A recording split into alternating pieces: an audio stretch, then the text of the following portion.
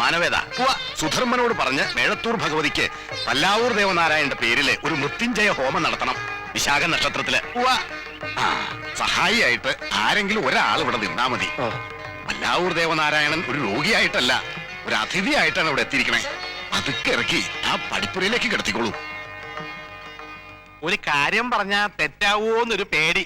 പറഞ്ഞോളൂ. എനിക്കും തിരുമേനിയെ പോലെ ഒരു വലിയ വൈദ്യരാകണം. മുന്നിൽ വന്നിരിക്കുന്ന രോഗികളെയൊക്കെ ചികിത്സിച്ച് രോഗം മാറ്റി ഒരു ദിവസമെങ്കിലും എനിക്കൊരു വൈദ്യരാകണം. മാനവേദ, ആയുർവേദം എന്ന് പറഞ്ഞ ഒരു ശാസ്ത്ര, അത് പഠിക്കാൻ വിവേക ബുദ്ധി വേണമല്ലോ. ഈശ്വര സഹായിച്ചിട്ട് അത് തീരില്ലാലോ നിനക്ക്. ശിവ ശിവ, ഇതായിപ്പോ നന്നായ.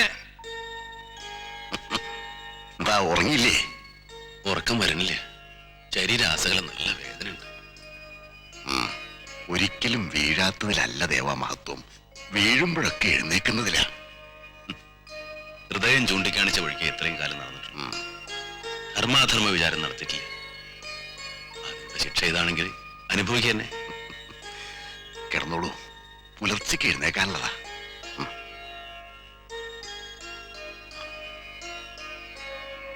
കുമാര, എന്തൊരു തേജസ്സാണ് മുഖത്ത്. ആലങ്കോടം പറഞ്ഞത് ശരി തന്നെ. രുദ്രധന്വന്തരി മൂർത്തി തന്നെ. നീ ആ കഥങ്ങൾ അടയ്ക്കേ.